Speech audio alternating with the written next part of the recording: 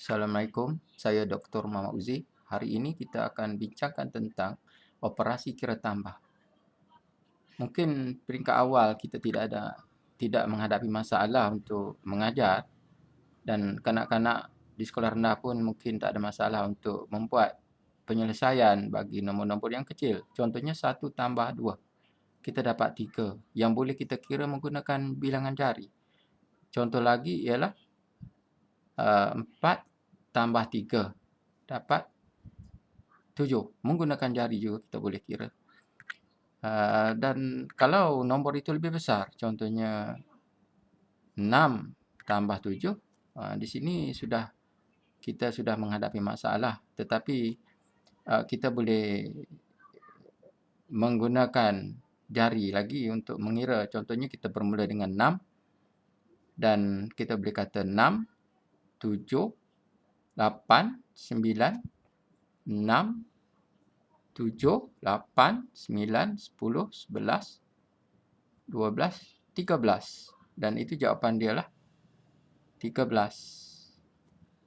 Tidak ada masalah bagi setengah pelajar, setengah murid-murid di sekolah rendah. Dan kalau kita lihat nombor yang lebih besar, contohnya 12 tambah 7. Di sini mungkin tidak ada masalah juga bagi kanak-kanak sebab kita boleh menggunakan prosedur yang mudah, iaitu cenderung untuk guru mengajar 2 tambah 7 menjadi 9 dan 1 diturun saja. Dan jawapan 19. Memang betul. Tetapi kaedah ini sebenarnya cenderung untuk pelajar melakukan kesilapan. Contohnya kalau kita beri soalan yang kelima, contohnya kelima adalah 14 tambah 7. Berapa jawapannya? Dan mungkin cenderung untuk guru kata untuk beri jawapan sebagai 4 tambah 7, tulis 1 dan naik 1 di atas dan 1 tambah 1 jadi 2. Dan di sinilah bermulanya satu masalah bagi sebahagian daripada murid-murid sekolah rendah.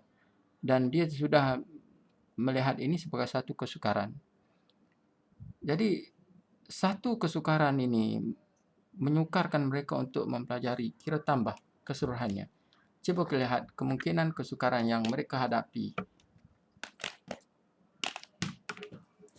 Ini adalah satu contoh di mana kita membuat operasi 18 tambah 7. Ada sebahagian daripada pelajar yang kanak-kanak yang menambah begini. 8 tambah 7, 15. Dan 1 turun.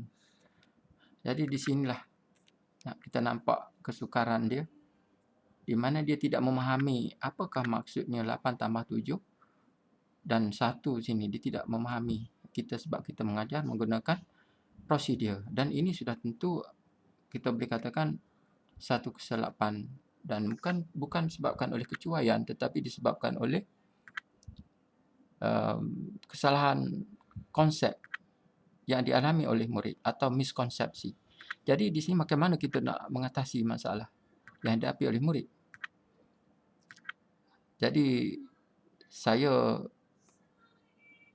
ingin mencadangkan satu pendekatan di mana kita sebenarnya mudah di sini kalau kita berdasarkan kepada kefahaman, iaitu 18 ni sebenarnya berasal daripada 10 dan 8. Manakala 7 adalah 7 lah.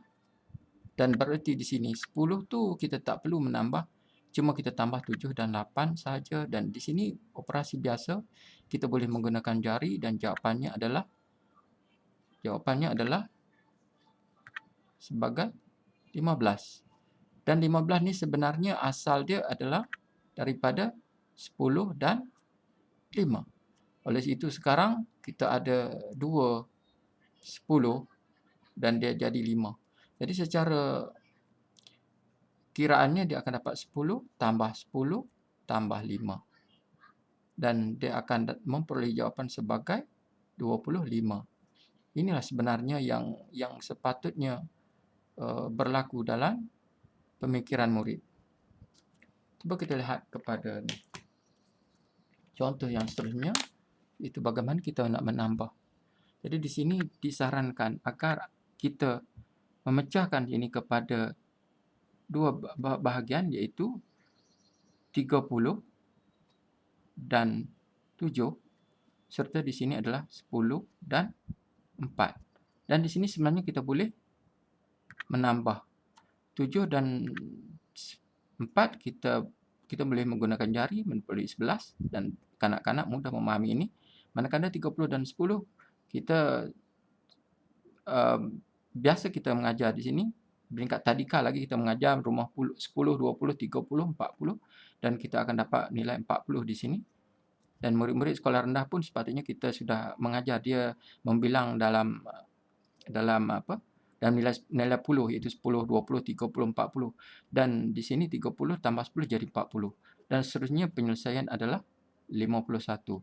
Dan dia kanak-kanak akan lebih memahami dari segi operasinya berbanding dengan kita hanya sekadar mengajar prosedur. Itu saja untuk kali ini, dan mungkin ini satu contoh untuk untuk latihan. Saya bagi satu latihan di sini. Pertama adalah selesaikan 25 tambah 34. Di sini tidak ada masalah. Kita 37. Dan soalan yang kedua adalah 38 tambah 45. Cuba kita selesaikan dengan cara konsep.